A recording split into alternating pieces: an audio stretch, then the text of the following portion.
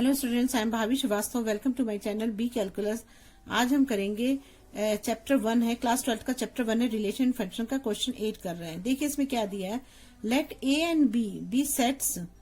ए और बी का कोई सेट है, दो सेट दे रखे हैं। शो दैट जो ए इंटू बी है और बी इंटू ए है, मतलब ये एक्स होगा ए इंटू बी और बी इंटू ए क्या होगा, वाई होगा। Such that F A B, अगर एफ ए बी है तो y के x इतना है तो y कितना होगा, बी ए होगा। मतलब इसका उल्टा ही हो जा रहा है ना, पलट जा रहा है, बी ए हो जाएगा। तो अगर इस तरह क्वेश्चन में कैसे करेंगे हम, तो अगर मान लीजिए हमारा कोई भी यहाँ पर अगर मान लो कि कोई भी एरो डायग्राम बनाते हैं, तो अगर ये 1 2 है तो यहाँ पर क्या हो जाएगा, 2 1 हो जाएगा। यही तो होगा एरो डायग्राम में ना, यही होगा।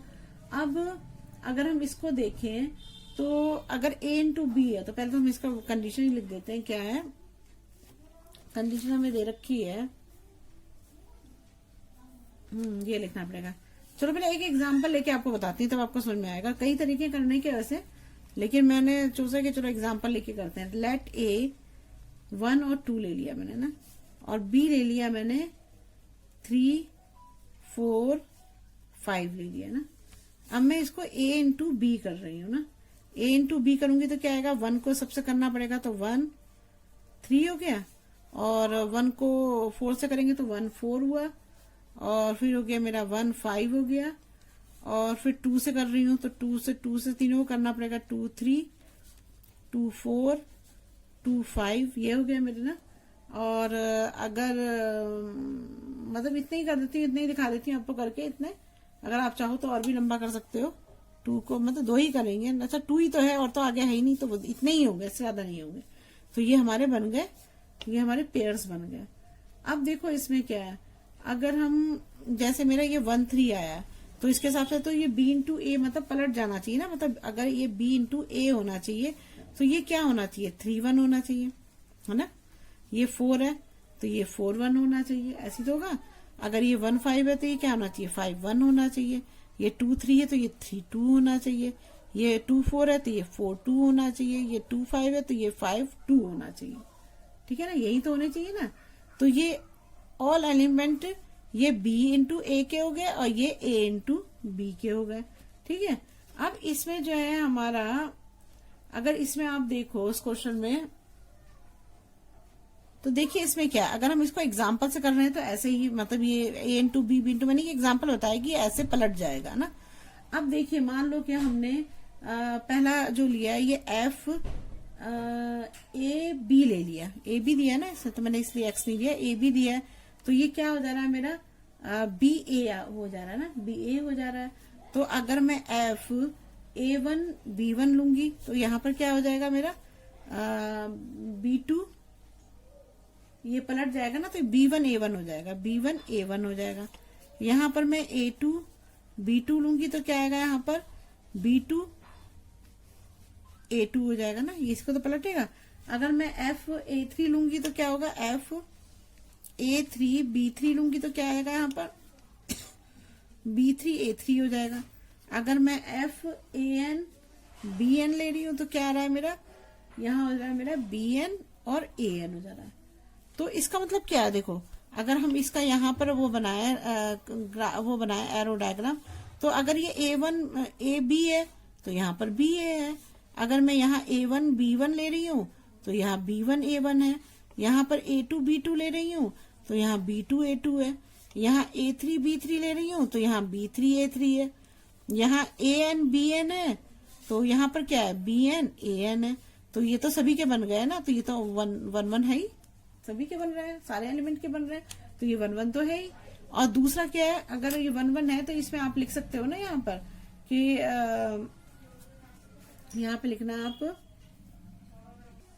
तो अगर हम यहाँ देखिए तो अगर हमारा ये f है और ये x है ना, fx हो गया हमारा ना, देखो fx हो गया ना, ये हमारा fx हो गया, ये है ना fx हो गया हमारा। तो इसके इक्वल क्या होगा, इसके इक्वल a1 दे रखा है ना, a1 और b1 दे रखा है। तो अगर हमारा ये x1 है और ये fx2 है यहाँ पर, तो यहाँ पर क्या होगा, ये होगा मेरा एफ A1 हो जाएगा ना, A1 ही भी तो होगा।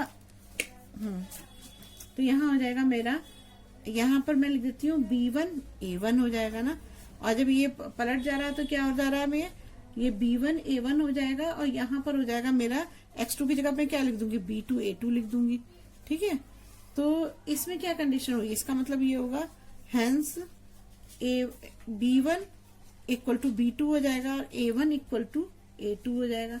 ये दे रखा है, ये हो जाएगा ना, मतलब सेम ही तो है। तो जब ये हमारे बराबर होंगे तो हम यहाँ कह सकते हैं, मतलब आप इसी को देख के कह सकते हो, क्योंकि इसमें सभी के ईच एलिमेंट, मतलब जो एवरी एलिमेंट है उन सभी के कोई ना कोई वो बन रहा है, मतलब डिफरेंट डिफरेंट वो बन रही हैं, इमेजेस बन रही हैं। तो इसलिए जो है ये, अगर आप इस पॉइंट को ना भी करना चाहते तो कोई जरूरत नहीं, यहाँ पर आप ऐसे लिख दो कि every element has different image, सबकी डिफरेंट इमेज है। So it is injective. ठीक है, इंजेक्टिव है।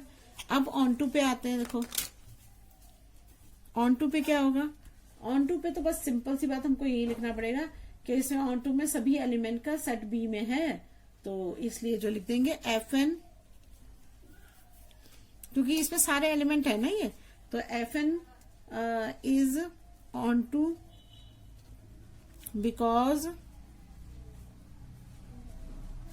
क्यों है, because every element of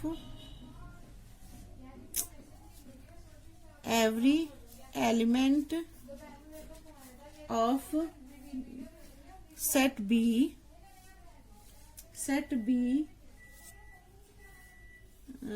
FN onto because every element of set B pre-image in set A, सभी में सेट बी की प्री इमेज सेट ए में है। तो जब है सेट ए में तो क्या होगा, ये ऑन टू है। बस सीधी सी बात है, इतना ही लिखना है हमको। ठीक है, समझ में आ गया आपको। अब चलिए क्वेश्चन 9 करते हैं। देखिए इसमें जो है ना, ये बाइजेक्टिव भी है, क्योंकि ये 1 2 भी है और 1 1 1 भी है और ऑन टू भी है। अच्छा देखो, इसको आप ऐसे भी लिख सकते हो और इसको थोड़ा सा डिटेल में करना चाहो तो आप इसको ऐसे भी कर सकते हो, जैसे चेक ऑन टू है ना। देखो इसको ऐसे भी चेक कर सकते हो आप, कि हम क्या करते थे पहले, हमें जो दे रखा है वो हमें ये कंडीशन दे रखी है ना, A इंटू बी और B इंटू ए दे रखा है। तो हम क्या करते थे यहाँ पर F, ये AB उसने दे रखा है कि अगर ये AB है तो ये अगर X पे Y पे जाता है तो क्या आता है, FBA हो जाता है, पलट जाता है। तो अगर हम इसकी जगह AB की जगह FX लिख दें, FX लिखें तो ये BA आ जाएगा ना, BA आ जाएगा। और ये FX की जगह हम Y भी लिख सकते हैं, तो यहाँ पर ये BA आ जाएगा हमारा, है ना। लेट कर लेते हैं ना इसको, let y equal to BA हो गया ना। तो अब देखो, जब हमारा x भी BA है और y भी BA है ना, y भी BA मतलब बराबर प्रूव कर दिया ना कि x y बराबर है, कि x भी BA के बराबर है, y भी BA के बराबर। यहाँ पर A इंटू B इंटू है, लेकिन हमने ये प्रूव किया कि दोनों सेम ही हो जाएंगे। तो इसका मतलब क्या है कि जब दोनों सेम हो जाएंगे तो इसका मतलब सभी के जो है उसमें एलिमेंट जो मतलब प्री इमेज है सबकी ही पाई जाएगी। तो हम यहाँ लिख देंगे now for every BA belong to B into A, है ना। और दूसरा है देयर एग्जिट्स AB, ये भी बिलोंग टू, ये BA है तो ये A इंटू B है ना। तो यहां आ जाएगा such that x equal to Y हो जाएगा ना, fx इक्वल टू वाई हो जाएगा ना। अब ऐसे होगा तो इसमें क्या होगा, सारे ही होंगे, मतलब ये अगर ये इसके बिलोंग कर रहा है, ये इसके बिलोंग कर रहा है, तो क्या हो जाएगा, तो सारी मतलब ये सारे के सारे ही प्री इमेज बन जाएगी सबकी। तो लिख देंगे दिस इज पॉसिबल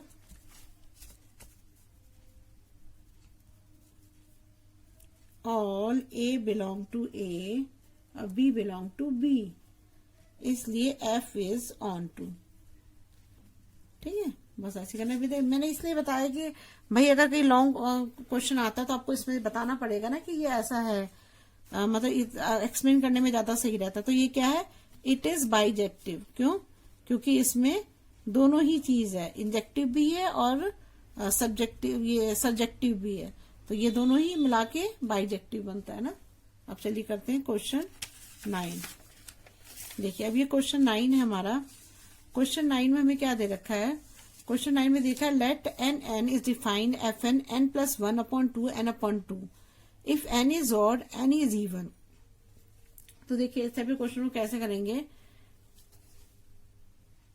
देखिए अब इसने दो कंडीशन दी है कि एक n+1/2 एक n/2 है, ये ऑड है ये इवन है। अब हम इसे करके देखते हैं एग्जाम्पल में, तभी हमें पता लगेगा ना। तो ये है मेरा चेक 1 मैं चेक कर रही हूँ ना।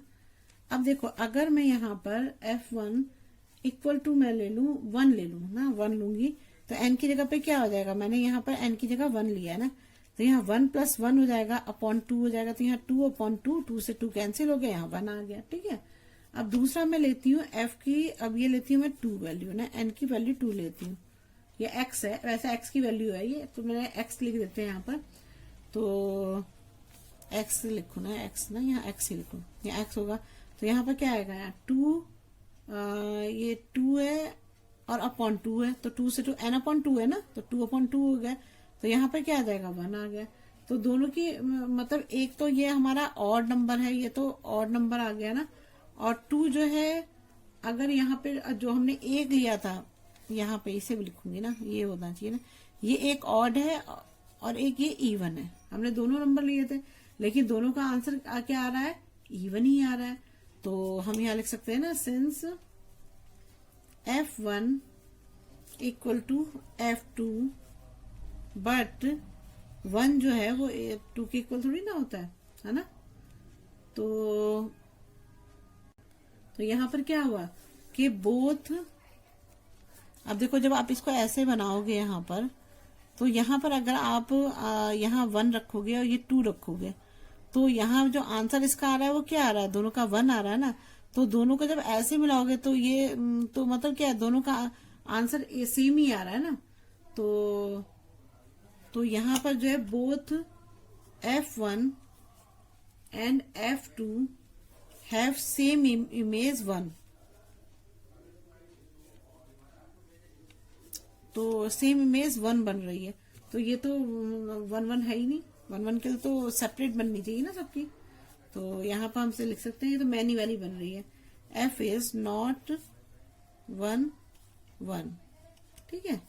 अब ऑन टू चेक करते हैं,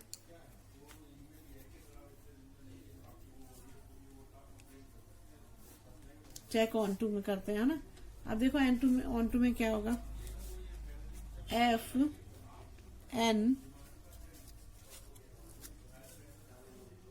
इक्वल टू दिया हुआ है हमें n+1/2 n/2, ये दे रखा है ना।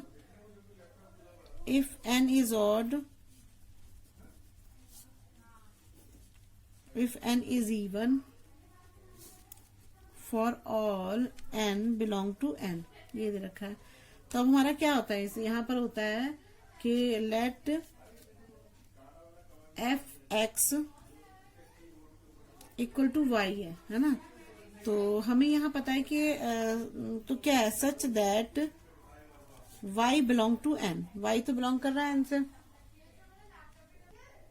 अब देखिए, अब मैं इसका एग्जांपल लेती हूँ ना, अगर when n इज ऑड, अगर ऑड ले रही हूँ, और यहाँ पे मैं ले रही हूँ when n इज इवन ले रही हूँ ना, ठीक है।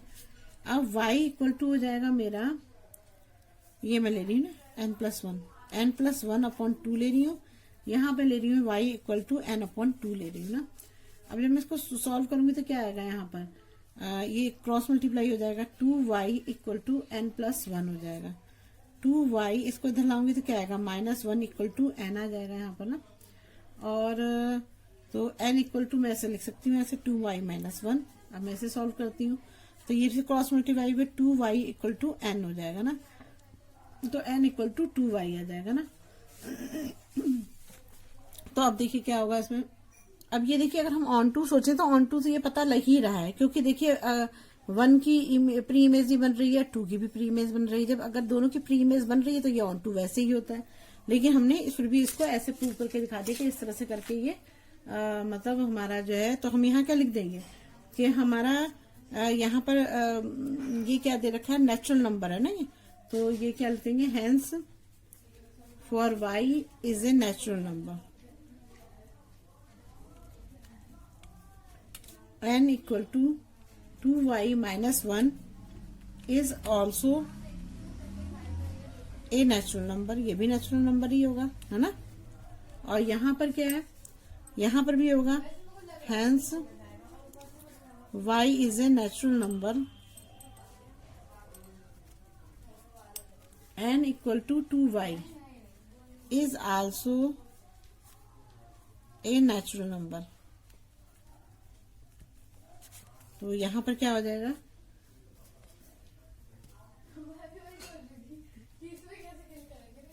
Every y belong to n है, y बिलोंग कर रहा है ना नेचुरल नंबर से। जब y बिलोंग नेचुरल नंबर कर रहा है तो क्या होगा, जो हमारा x है बिलोंग टू n होगा, such that fn equal to y, और इसलिए क्या होगा, ये f इज ऑन टू। ठीक है, बस हो गया क्वेश्चन। आप ये समझने के तो मैं आपको समझा देती हूँ, आप इससे पता लग जाता है कि ऑन टू या 1-1 है, कौन सी है। लेकिन इन चीजों को भी लिखना जरूरी होता है, जब तक आप उसे एक्सप्लेन नहीं करोगे ढंग से तो मार्क्स भी नहीं मिलेंगे ना। चलिए अब नेक्स्ट करते हैं।